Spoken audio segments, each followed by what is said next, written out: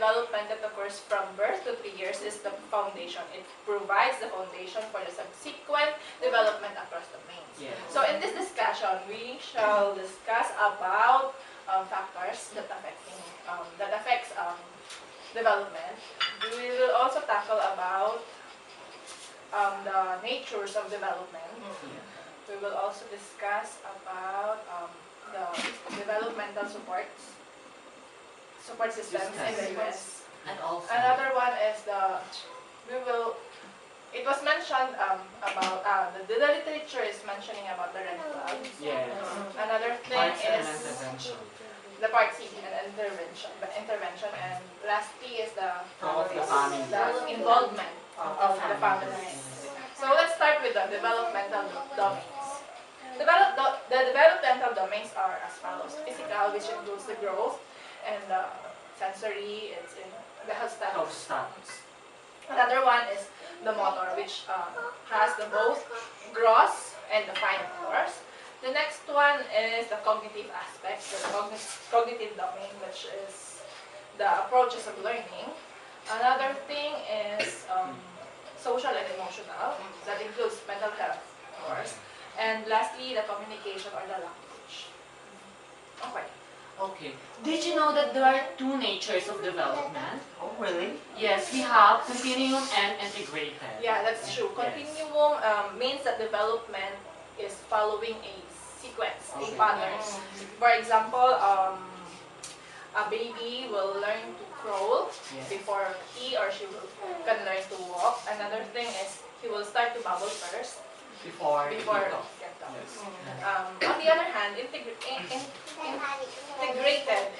means that the development that happens is essential to the next development or the subsequent development that will happen to an individual. For example, if the emotional aspect of a child is well developed, that means the sensory has been also developed. Okay, so there's a connection.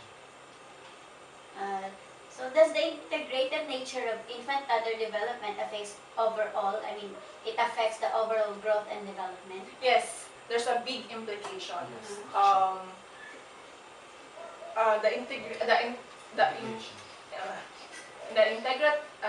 Integrated nature of development affects the overall child's development. For example, if the cognitive aspect is well developed, that means the nervous system is more likely well developed as well. A developmental disability or delay identified in any area will affect other development domains as well. For example, a child who is not able to visualize the environment because of his vision impairment will likely have impacted motor development. Okay, and this sensory motor deficits may affect the young child's base of experience. For of limited opportunities to explore the environment. So what are the factors affecting infant-toddler development? Okay, as stated by the National Research Council of 2002, scientists agree, scientists agree that human development is shaped by both nature and nurture. So it's not nature nor nurture. Yes, actually both nature and nurture. When we say nature, it has something to do with the genes or the basic physical unit of hereditary. It is also a result, we can also say it is a result of inborn or inherent qualities. Okay, so it is more on biological aspects. Exactly. We say nature. While on the other hand, nurture refers to experience or a support during the period of training and development. That is, nurture is what the child acquired in the environment. Yes, in other term, it is the environmental factors. Okay, this too has the greatest influence actually on early development with long-lasting effects on every developmental domain throughout childhood. How caregivers can nurture infant-toddler development? Because the nurturing environment is a critical factor, in infant and toddler development, it is important for caregivers to be aware of their responsibility. Yes. The act of nurturing infant, toddler development occur in many ways, di ba? Actually, hindi lang dapat, not only caregivers, most especially parents. Parents. Yeah. Sabi ko nga, it occurs in many ways. So, Yes. Not only the number caregivers. 1 is warm, responsive relationships. Warm, responsive relationship. What do you mean? It means that infants, toddlers, and their families are nurtured when relationships are healthy. Yes. The bonding. Yes, it is. Actually, it is the precise example of that. Now, bonding, it is perhaps the most overlooked of infants' needs. Yet the most important. Yes, correct. Yes, for example, a quick response to infant cry is a communication in its basic form. I think another example is holding, rocking, and looking into the eyes of the child, which promote health and communication development, right It's guys? the way of communicating. Yes, Yes. actually, sabi nila, cry is the universal language of infants. I Indeed. wanna cry. Really? You're not an infant anymore. So we have the second, Mm. which is another way is parents and caregiver collaboration and promoting development. Yes, correct. There should be a positive relationship between the parent and the caregiver.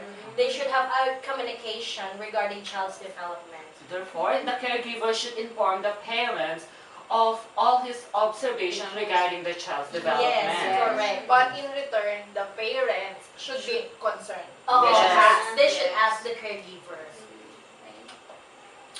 Also, development can be nurtured through healthy and safe environment. This is the primary consideration in child care settings because infants and toddlers are vulnerable to experience. They are curious, di ba? Yes. So we have to have a healthy and safe environment. And those experiences affect the overall development of the Mm, child. correct. True. Correct. Totoo naman. In addition to that, here is example of general health Oh. and safety practices may include but are not limited to number 1 is the medication administration and storage. Medication administration that must be done by the caregivers or the parents themselves, not by little children, by teenagers, right? And storage is also mentioned. That means the properly labeling. Tapos it should, sabi nga diba, sa mga labels, keep out of the reach of the children. I think one thing more is on how to manage the children with contagious diseases. Yes, of course that is to avoid the spread of contagious diseases. Okay, Yes. and then another one is the injury preventions and managing children's injuries. Practices for emergencies that requires medical care within an hour. Yes. Because prevention is better Better than than Cure. Actually. Definitely. So, it's got the same idea about it. Wavelength, pareho. Okay, so staff who are knowledgeable in the fundamentals of child development are better prepared to nurture the development of very young children. Yes. Professional development system for early care personnel should be accessible, should be addressed the needs of adult learners, and based on clearly articulate framework. They should include continuous training on licensure, qualifications, and credentials. Yes. Correct. It was mentioned earlier that one of the factor of child's development is nurture. Yes. I think that is why in the United States of America, there are professional development system supports for infant and toddler caregivers, right? I think the first one is infant toddler credential or the IDs. Yes, I know that. It is actually the combination of requirements considered together and translate to formal recognitions of individuals who work with infants and toddler child care programs. So it is more on the training, courses, and experience. Yes. So that means in America, in the US, Yes. in USA, There's a they are formal- giving importance on the training requirements of caregivers, Yes. child Caregivers. caregivers. I think here in the Philippines, They they are also, train. there are caregivers who are being trained by But- TESDA is strict, but I think The main problem is They- those trained caregivers are not for the Philippines. Yes. They are for abroad. Because here in the Philippines, We also have core knowledge and competence or the CKC. So what is all about CKC? It defines the knowledge of caregivers and what she or he will able to do To be knowledgeable and competent in order to become successful in handling infants and toddlers. Okay, under this is the knowledge of caregivers in health and safety policies and procedures and handling infants and toddlers such as we have to ensure that young children have a medical and dental check. That means in this support system, the caregivers are Should being know, taught yeah. of health and safety policies. Okay. The first one is again. The first one is that ensuring that young children have a medical and dental check-up. Okay. Another one is evaluating the safety precaution of toys. Yes. So yeah, yes, should also know how to evaluate toys. Right? Yeah. Which toys are for this age or Yes, something. for- It should be appropriate age and the toy. Yeah, I Yeah. think it is really, really important that we should read the labels. In Yes, the definitely, yes, the labels. labeling. Yes. Yeah, because as of now, different companies are putting the appropriate age who will use that toys. I think. Components is also Yes, another like content. issue, right? Yes. Yeah, Melanin. The lead content. The lead content as well. Another thing is, I think, disaster preparedness. Yes. Yeah, like now, it's bumabagyo. Yes, Oo, labuyo. Labuyo ang peg. Correct. Correct. Because in America, in the US, there are hurricanes Yes. Yes, you're So another one is administration of medicine. as well. We have Proper labeling. mentioned earlier, Oo, right? tama. Proper labeling, administration of medicine should be done by the caregivers. Baka naman kasi simpleng ml lang, hindi pa alam. Yes. Nasobrahan imbis na 5 ml, naging 25. Yeah, the Yes. prescription. Prescription. Yes. Correct. And to add, in addition, immunization and well health checkup. I think one more is the record keeping and reporting. Safe sleeping practices, right? Because in the US, hindi pinapayagan ng batas na kasama ng bata sa kwarto ang mga magulang. Oo, they Meron should be silang nursing independent at homes. an early age daw. So, dapat yung caregiver, marunong sila ng sleeping practices. Safe sleeping Yes, practices. an example of that is yung pag yung bata natutulog, dapat the caregiver should raise the side rails. Those, Yeah. Another thing, yung dapat wala siyang punan na Oo, Ano, makakanya. correct. Suffocate. And we should also observe proper hygiene and sanitation practices. They should also know first aid, of Yes. course. And contact agencies and persons in case of emergency. Dapat alam nila yung mga agencies na dapat kontakin. Those are usually shortlisted numbers that usually unattended here. Oo. 117 unattended. Correct. That's in the Philippines. Yes. In the US, ano It's yan? 911. 911 laging may sumasagot dyan. At recorded in fairness. Another one is Infant Toddler Early Learning Guidelines or the ELG. Correct. Oh my God, I know that. It Oh. described the expectation about what children should know or understand and do across different domains of learning, right guys? I think this one is focused on the learning. Yeah. Early Learning naman. Yes. And the other one is the Infant Toddler Specialist Network or the ITSN. So in ITSN, it is a support system in infants and toddler specialists train the caregivers in providing early care and education to infant and toddler.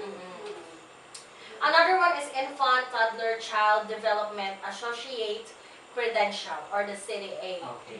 It is the national credential documents of competencies in child care provider that is based on criteria. Okay. So under that there is a criteria. There's a basis. Yes. Yes. The next one is, I think, higher education. Yes.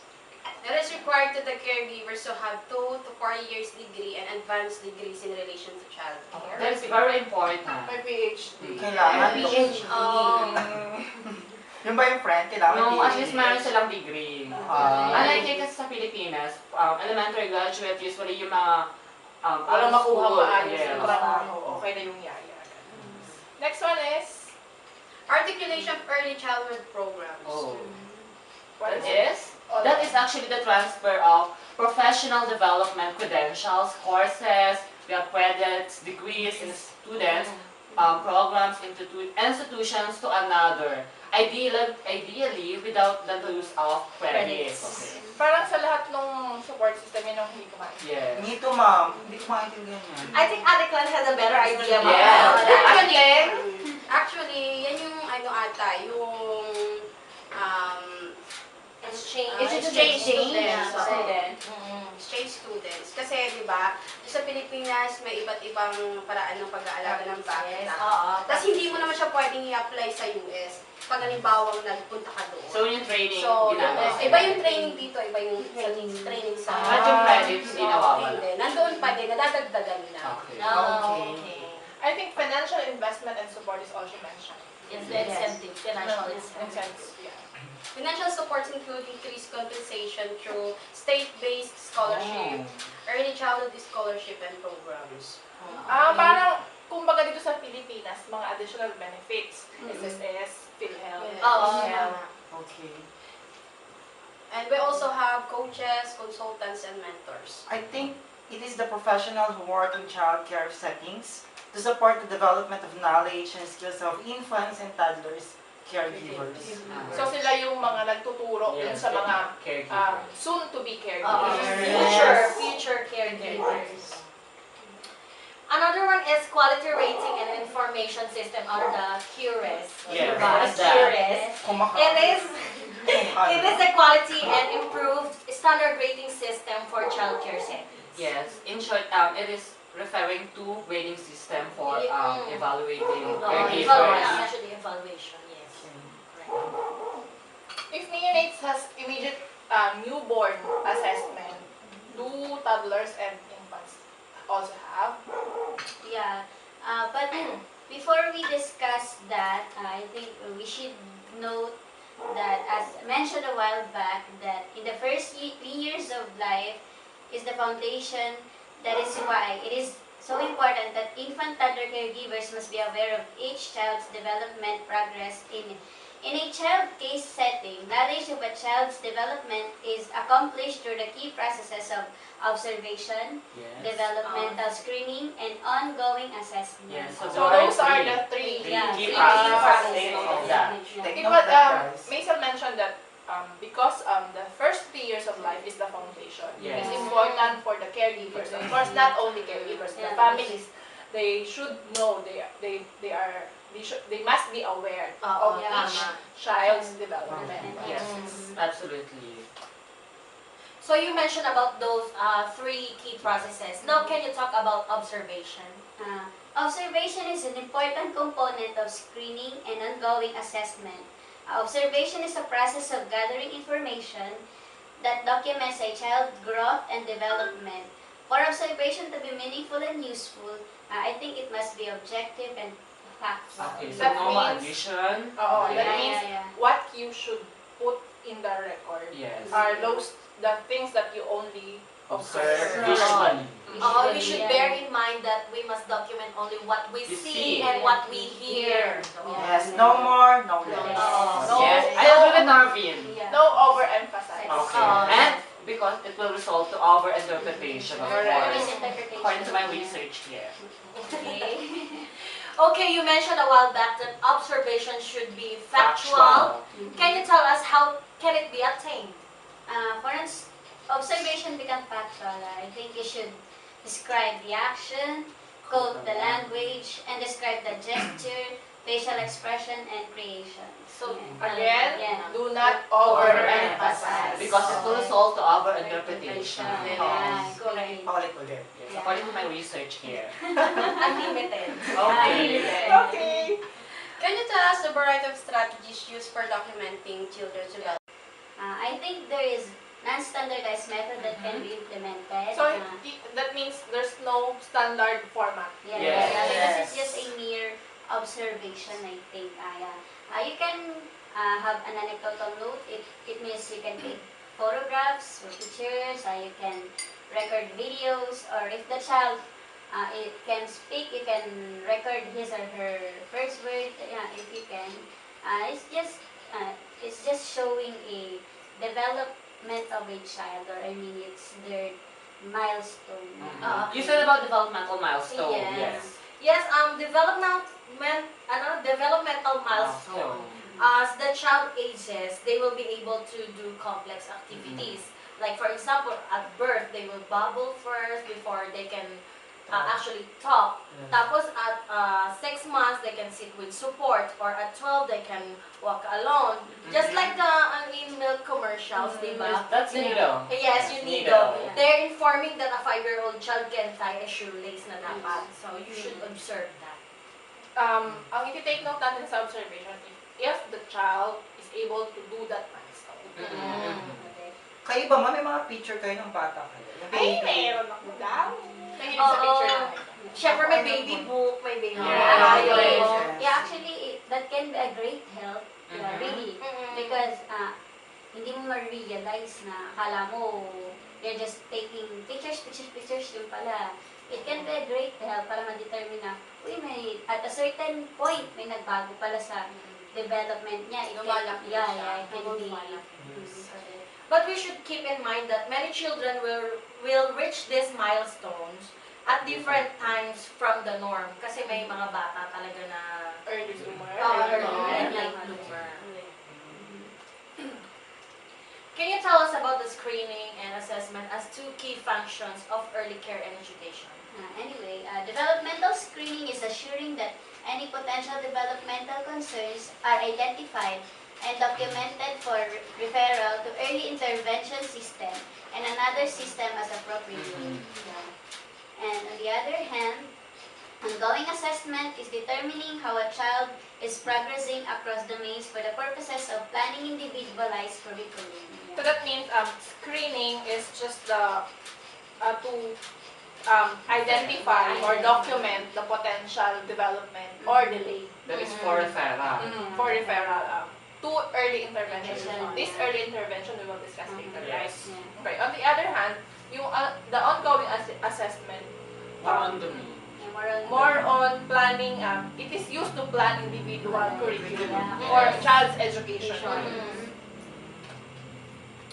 Is it true that developmental screening identifies or diagnoses a developmental delay rather? I think that it is only offers a quick look. Yeah, it only offers a quick look at the major developmental milestones across the nations. You keep on mentioning it's just determining, not only not diagnose. Yes. So therefore, it will not identify the developmental delay. Because, There's no diagnosis that After being done screening. in screening. Yes. Now, can you discuss about assessment? Ongoing assessment is designed to determine the absence or presence of developmental delay. Yes, so This is where we can determine the absence or the presence of Yes, the okay. developmental. Now I understand. And after observation is done and a developmental delay is being determined, this calls for a red flag. Red flag. It's new to my ear. Yes, actually it's new to our ear. Ang alam ko lang sa red flag is a girl having their period. Me too. When I'm having my period. Parang di naman. Okay. No kidding, guys. A red flag. Seryoso tayo. Explain ko lang what is red flag. Okay. Red, Express red flag. red flag. Madalas Okay, a red flag it is a signal to increase attention to the aspect of concern in a child's development. And to be even more intentional in documenting observation and providing opportunities for the child to acquire skills. Yes. So it means if a developmental delay is being observed, Yes. We must kailangan ng increase increase attention. That attention. is red flag. Yes, we identify it is a red flag. It is an increase of attention Yung na parang- kailangan natin. Yes, Yeah, Miss di ba yung parang sa mga dieta, di ba? Pag may problem yung Red flag. May red flag yung ginaganon. More attention. More attention. It needs more attention na Okay, but how to identify red flags? To identify a red flag for the health or mental health, it is for the infant and toddler, caregiver observed for the irregular presence of signs or behaviors that interfere with the child's development or learning. That means red flag is not only on mental health, Yes. not only on mental delay. Yes. It also pertains to physical delays. You also mentioned, di ba, observe for regular presence of signs or behavior. So, constant dapat Dapat siya. constant. Ano yun? Constant yung... Before you can identify a red flag. Yes. Actually. Baka naman kasi minsan lang nangyari. Oo. Agad-agad ka na. Red flag. Okay. So when does a red flag become a concern? A red flag is not easy to determine. If a child's development with normal limits of its potential delay. So, ibig sabihin, hindi siya agad-agad Hindi siya madali. Kasi Maraming factors. Isa Maraming ngayon dapat delay constant. lang. Oo. Minsan Normally delay lang. delay lang. Delay, hindi buntis. Correct. Oo, correct. Hindi Yes, positive. correct. Delay lang. Okay. Delay lang. So, but we should keep in mind that we need to be careful in calling for a red flag because Because yes, I ma'am. think development may happen earlier or later in individual As I mentioned Yes. earlier. Oo. My late bloomer and my early bloomer. And no two persons are alike. Alright. Yes, Hindi definitely. pwedeng nangyari kay John, nangyari kay Dorothy. At ma'am, hindi rin naman ako papayag. Hindi naman pwede meron sa akin tapos meron siya din. Wala yun. Okay. How we communicate with parents about developmental concerns. So, important ito. Yes. in communication with families about the developmental concern may be less emotionally stressful if the family are knowledgeable of the child's screening take place. Okay, therefore, the families are informed about Yes, the process. Yes, correct. For example, if the family is aware about what is screening, what is Observation, observation, assessment. hindi magiging emotionally stressful sa kanila. Oo. Kasi kahit naman tayo yung lumagar sa lugar ng pamilyang may anak na may developmental delay, medyo Masakit. Masakit. Lalo ng Pilipino, hindi sila open-minded in regarding Yes. this one. Pagkakaroon nga pangalan ng sakit yung may sakit yung bata, iba na yung notions na. Yes, correct. Di ba? correct. Kaya kailangan din natin ipaalam sa kanila ng dahan-dahan. Yes, Gradual. Gradual. Hindi yung, ay, abnormal po yung anak niyo. Biglaan. And also be careful with the terms na Yes, gagamitin. May Yes. developmental delay po sila. Ano yun? Okay, Ipaliwanag use din. proper Proper words. Oo. Yung maiintindihan nila at hindi masakit. Kasi minsan hindi professional yung kausap mo. Alam mo, diba? Mamaya bigla. Mongoloid dyan, mongoloid. Hindi alam ko ano yung mongoloid. Isang alam lang pala may Down syndrome. Mas malala. Okay. Yes. Okay, let's move on. Yes. So, Yes. as a system designed to assess the child's development across the domain, we have the early interventions that serve as an effective referral point when delay is developed is suspected. As we know, there is development support system, right? Yeah. Is there also delayed development support system? Yes, there Okay. is. The party or the early intervention system is actually part of the idea or the Individuals with Disability Yes. Education Act, right, Jan? Yes, that is actually a part of federal law which supports early intervention system for infants and toddlers with developmental delays. Okay. May I just add na after ng red flag, doon na papasok yung referral for Part C or the early intervention. Yes. Sa US, meron silang Disability Education Act, diba? That means it is focused on the for infants and toddlers with disability, with developmental delays. Yes. Diba? Sa Philippines, parang hindi ko pa narinig masyado yung ganyang law. Ang meron dito is yung batas na pina-priority yung mga disabled na meron silang 20%. Depende sa senior citizen. Diba? Tapos meron din, yung parang pag nag-apply sila sa trabaho, priority sila.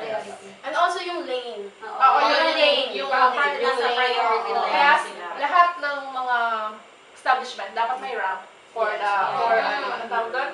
Wheelchair. Wheelchair. Pero ang pinagkaiba lang sa US, ang maganda dito, infant and toddler pa lang, sinisimulan na nila yung May support. May support. Okay. So what is the first thing to consider in Part C or early intervention? Okay. In early intervention system, the first thing to consider is we have the eligibility, meaning which infant is qualified and which one is not. Okay. One is through genetics, and second we have medical diagnosis and evaluation. So, hindi lang basta kunyari nakita nung nanay na ay, Oo. dapat Oo. ano. So So, dapat may oo. Evaluation, diagnosis, and we have genetics, through genetics. Yes. If a delay is suspected, but an established condition has not been identified. What is the next step? Okay, in that case, we have multidisciplinary evaluation. So sila yung nag-confirm ng eligibility, okay? Meaning these are the guidelines for eligibility. Ah, okay. Therefore, we should know the key aspects about Part C or the early intervention. Yes, actually, okay. The first thing to consider we have the primary provision of the Part C or the early intervention system is that the early intervention system or the services are to be delivered in the natural environment. Child's natural environment, what do you mean? Okay, when we say natural environment, it is the community setting in which the children without disabilities participate. So in other words, it pertains to the usual environment of the infant That and the means toddler. the therapy is done not inside the clinic, Yes. but together with children without Without. Yes. disability. Parang set up yan sa SPED, di ba? Sa SPED. Nasa SPED sila, pero naka-enroll sila sa SPED, pero there are time na dinadala sila sa normal class. Why there is a need for natural environment? Okay, as mentioned in the second aspect of the early intervention, the promotion of the natural environment is related to the goal of the program. The implication is that the early intervention should be embedded in the child daily routine. That is to so that the infant will not feel that he is undergoing a certain therapy. So, the therapy is within the daily routine. Yes. So as such, the therapy session will not be difficult for both the infant and the specialist. And the last key aspect is that the Part C early intervention is required to facilitate a child's transition from Part C to Part B. When we say Part B, that is pertaining to early childhood special education, which will continue the child's developmental process. Yun na yung SPED. Okay, so under that Part B, malaki na yung part ng family, okay, crucial role of the family. Oo. Importante yung involvement ng Family. So what do you think is the reason why families are important in the development, screening, and ongoing assessment of their child? Learning begins at home, right, guys? Yes, Correct. You think so? Therefore, family plays a pivotal role in the development of the child. Yes. It is indeed essential that every effort be made to ensure that ongoing and effective communication and partnerships be established and maintained between caregivers, infants, and toddlers and their families. Yes. Hindi lang laging nakatutok yung yaya lang, yung caregivers. Oo. So, kailangan Should involve the parents. Instead of parents. Yes.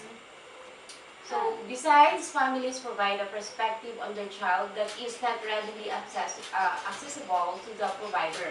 When the families are equal partners in the observation, screening, and assessment process, it is ensured that there are strengths and need are identified and appropriate support are in place to an individualized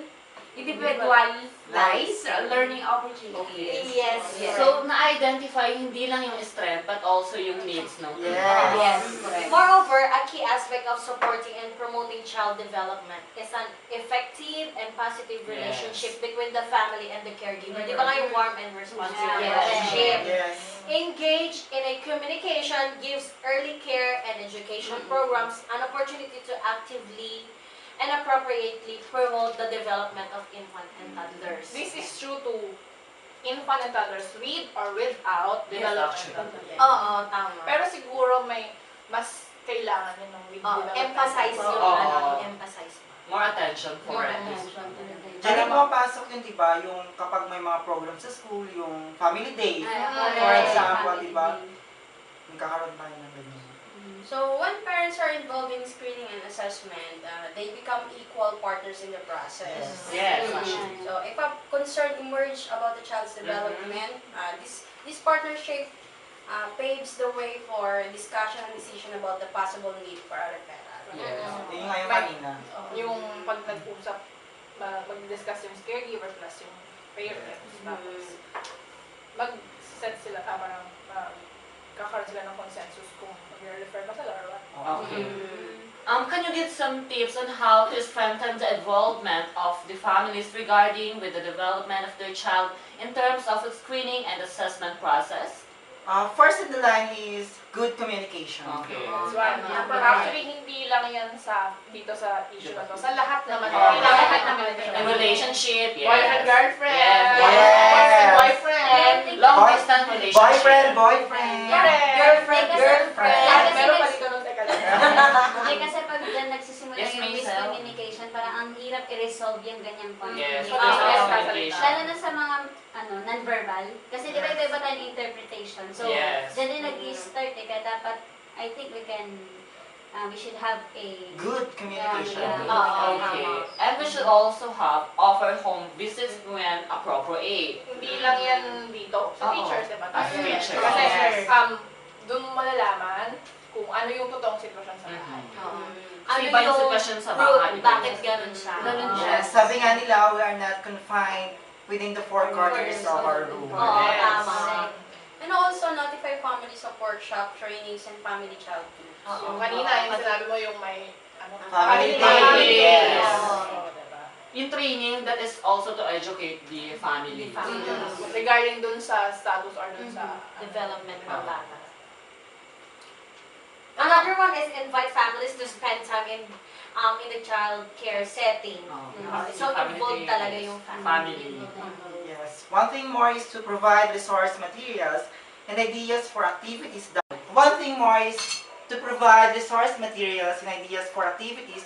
families can do at home and in the community with their children, right guys? Kung hindi man magkaroon ng mga activities sa school, yung mga specialists, turuan nila yung parents ng bagay na pwede nilang gawin. Together with Picnic, children. mga family picnic. Yes. Family bonding. Yes. At saka I think maganda yung family day, at least once meal a day, yung magsama-sama yung Oo. family. One meal a day, parang hindi masyado yun, during Once the a week. weekdays, di ba? Parang hindi masyado yun. Sunday. Lalo na pag nag-work. Pag Sunday, di Oo. ba? Sunday day. But as much as possible, make way. Make way. Yung paggawa ng projects ng Ay, mga bata. Oo, Yes, yun. may May na rin kasi yun. Ay, may share ako. I think maganda yung sa religion namin. Kasi once a week, we have that weekly prayer. I mean, we are gathered once a week in the house and then may tatalakayin lang na discuss ng mga lessons and then we will pray. Maybe that's one way of bonding. I think. Yes. Yeah. The family then prays together, stays together. Let's cheers to that. Correct. Let's move on. Okay. Yes. And also recognize that family involvement is an ongoing Oo. process. Hindi lang siya na-stop Hindi sa lang siya family sa- day. At saka hindi lang siya sa pagkabata. No. Hanggang Yes. pagtanda. Hanggang Pagtanda. sa Pilipinas nga, hanggang may pamilya na Yeah. nangyayari. Oo. So, diba? Yung iba sinasabi, malaki na siya, kaya niya na yan. Mali yun, di ba? Oo. Yes. Of Siguro course. yun yung part na hindi ako masyadong agree sa US. Yung 18. 18. Oo. Separation. Oo. Nainis nga ako kasi minsan, di ba, binubuli daw kasi doon yung mga 18 na yung hindi pa nasiseparate Oo. sa parent. So, binubuli daw talaga eh. Oo, totoo yun. Kaya lang kasi culture nila yun, pero medyo... Pero nag-aaral din naman nila yun. Yung family, Oh, and the last one. Yes. Be sensitive to the diversity in home cultures and how communication may need to be enhanced.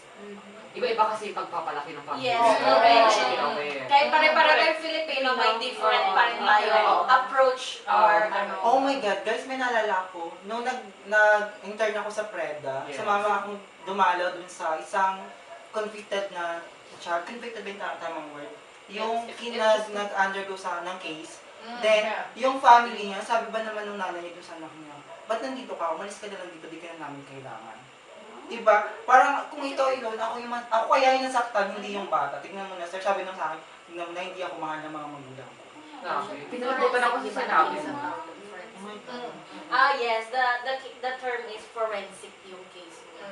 Forensic kasi Naka-ano siya. meron siyang issue sa isip, nagawa niya. Nagawa yung crime. Crime. Mm-mm. Or Unintentionally dahil meron siyang ano. Or pagka naman, mas bata, juvenile. juvenile cases.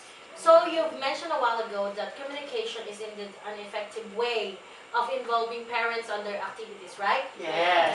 So can you give me or us some Documented quiz from recipe.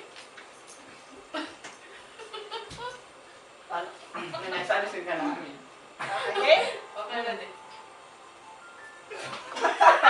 Then we will wait for you until you are ready. Okay na?